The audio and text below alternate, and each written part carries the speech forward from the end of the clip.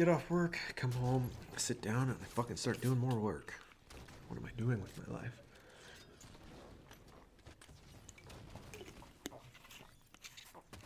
Ah, that's some good shit. Okay, well. Ah, man. I don't know if I should even be recording right now. I was in such a great mood when I left work. And I had a little bit of extra time, and I'm like, you know what? I'm gonna rush home. I'm gonna pull all my shit out. I'm gonna start recording. And I'll put in 10, 15, 20 minutes of recording. And I got stuck behind this fucking guy. Like, I don't live that far from where I work. I don't have a long ass commute. But there's this guy, and every once in a while I get stuck behind this fucker, who's a terrible fucking driver. Worst fucking driver ever. I just want to go up to his window, smash it in, and demand that he give me his driver's license because he's that fucking bad of a driver. I got stuck behind that douchebag today. Added like 8 minutes onto my fucking commute because I was stuck behind this guy. Fucking sucks. That's kind of put me in a bad mood, which usually if I'm in a bad and ornery mood, I usually ramble quite a bit, and I have a hard time staying on point and getting my shit across appropriately. I'm gonna probably cut this whole bit out because I'm already rambling. 2 minutes in, and I'm already out in the fucking weeds. I blame it on the fucking Hyundai guy. Anyways. Oh man, there's got to be an easier way to do this. Anyways, wow, it's another day in paradise. Oh, just got home from work. Decided to pull up a chair, sit down in front of the mic, and record some shit. And man, the internet is full of terrible people. YouTube is full of horrible people. As someone who his job is to wade through social media all day long, man, it really beats you down sometimes. Seeing all the shit online day after day. Yeah. The internet is full of terrible people, and I wouldn't have it any other way. Actually, really get a kick out of a lot of the craziness that happens on social media and the internet, and YouTube reminds me of being a kid again, sifting through message boards and hopping on IRC chat as a youngin', hitting up local BBSs and trolling the sysops like a fucking teenager, like teenagers do nowadays, but they just do it on Twitter and YouTube. Hey, I get it. The internet's a extremely cool and shiny thing, and it's fun to fuck with it. It's fun to fuck with people on the internet because people, man, it makes me wonder if people have always been this sensitive and this fragile. I don't remember people being so damn sensitive back in the early 90s when the internet started to become a thing. Maybe everybody always was just so fragile, and we just didn't know it because people didn't have Twitter accounts to go out onto and bitch, and they didn't need their safe spaces. And yeah, I don't know. A lot of people blame the upcoming generation of being a bunch of pussies. Maybe part of that's true. I don't know. It's too early to tell, I guess. I don't know. But I think we all were kind of just really fragile. Even back in the day, But now everything is so accessible, information at your fingertips with your cell phones and shit like that. You're just bombarded constantly with fucking garbage. And it overloads the senses and people break down. I think the problem lies in the fact that people don't just unplug and log off for a bit when shit gets overwhelming. For me, I deal with social media and bullshit all day long, and I come home and I play some video games, and I try not to go on Xbox Live or PSN very often because even there can be toxic outside of your little circle of friends. I think if people can get a rise out of you, they will. And if you fucking react to it, you're giving them just what they want. I consider myself a person with extremely thick skin. I really don't care what you say to me. It doesn't matter to me. Um, I can dish it out as well as I can take it. Um, so, but I don't know. I don't like partaking in the craziness of social media. Mainly in part to what you say on the internet with your social media accounts is forever, and that shit will never go away. And when it comes time for you to find a job and start your career, that shit could very well follow you around.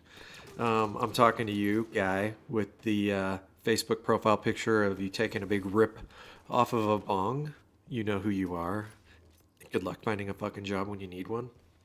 Um, that's my big beef with social media, and the main reason why I don't use it.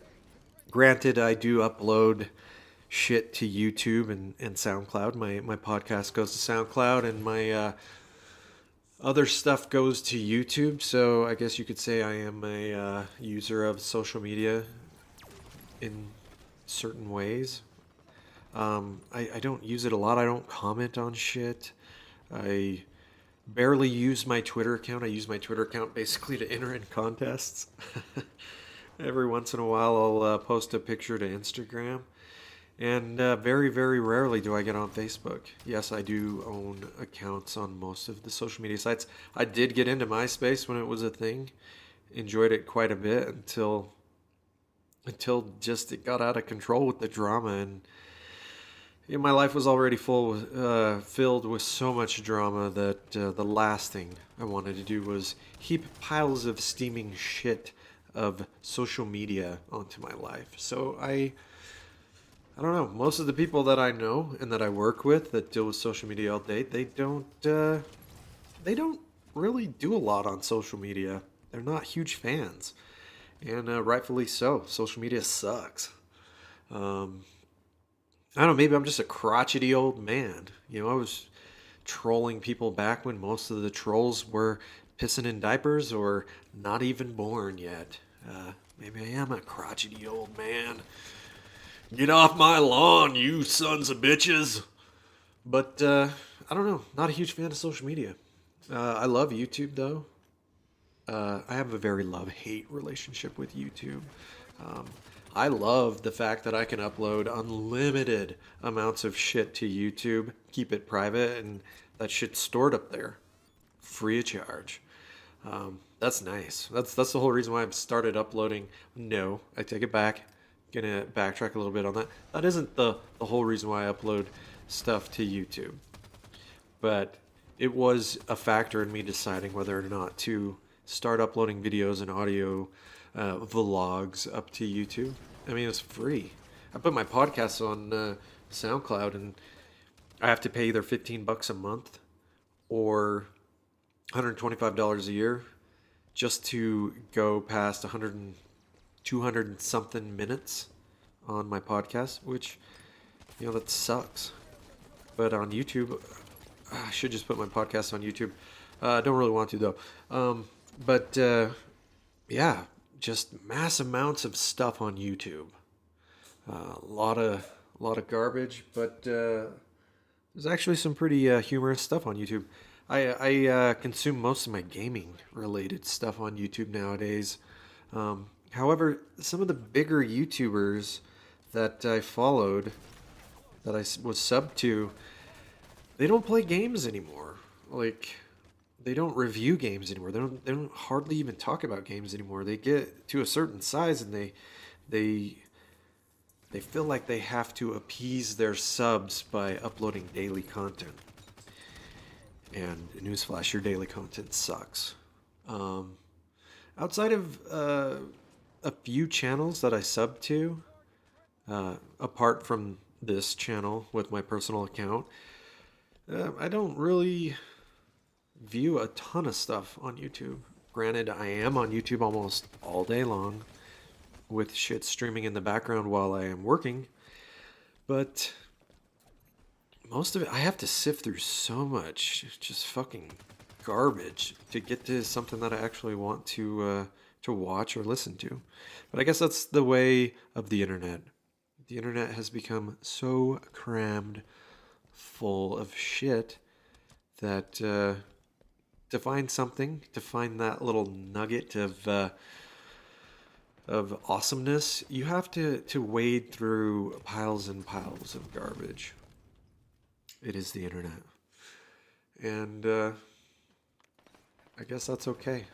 A lot of people really enjoy that the crazy fake news and trolling your friends with Hillary Clinton shit or Donald Trump shit. I do get a kick out of that. Seeing people lose their minds on social media, and that warms my heart. Um, that people can't handle shit. Um, don't know if it's a generational thing or not, but watching people cry in YouTube videos because Donald Trump became president, that's hilarious shit to me. Um, I don't know why, but it is. It's super funny. Um, the fact that people would let something like that ruin their day to the point that they're in tears, and then to the point where they go to YouTube and upload a video of them crying about it. Man, that's a whole level of retardedness that, man, that's awesome. Only on YouTube and only on the internet. Um, but listen to me bitching about social media like like a special little snowflake. I am a special little snowflake. And oh, for all you people that were giving me shit over my amazing scarf that I wore to work today, you can go fuck yourselves. I got a compliment or two. I actually had two compliments on my awesome scarf. Never in my life have ever worn a scarf, but I felt like I had to bring something home from my trip to Ireland. So I bought me this sweet scarf. I look like a fucking hipster, millennial, cappuccino drinking asswad. But that's okay. I'm fine with that. I look fucking awesome. But man, I'm really rambling. But that's okay. I can ramble. I can ramble all I want because I recorded the second part of part 8 yesterday. I edited the video last night. All I have to do is upload it to YouTube. So my work on this channel is done this week. And chances are I probably won't upload this recording. I just felt like I needed to vent after a long day at work. Ah, yes. One of these days, I'm going to talk about Gamergate and the dumpster fire that was Gamergate. Coming from someone who games all the time since I was a wee little boy, the Gamergate thing, man, that was fascinating. Very fascinating to me. Both sides of it. Both sides of Gamergate. Just fucking crazy. Piles and baskets and giant dumpsters full of crazy. Both sides of that mess. And me, I need to wade into social media every day. The Gamergate hashtag, man, that was just a gold mine of awesomeness to monitor. And I gotta kill two birds with one stone. I gotta monitor that craziness on my company's dime. All the all the social medias coming in, people going crazy about Gamergate for the last 2 years. I got to use that as to help test the software, to do my job and to do it well. So many crazies in the Gamergate. Not too many to bring in a crazy amount of volume, but just enough. Different languages, different geolocations, different hashtags, different genders, different amounts of sentiment, different amounts of crazy.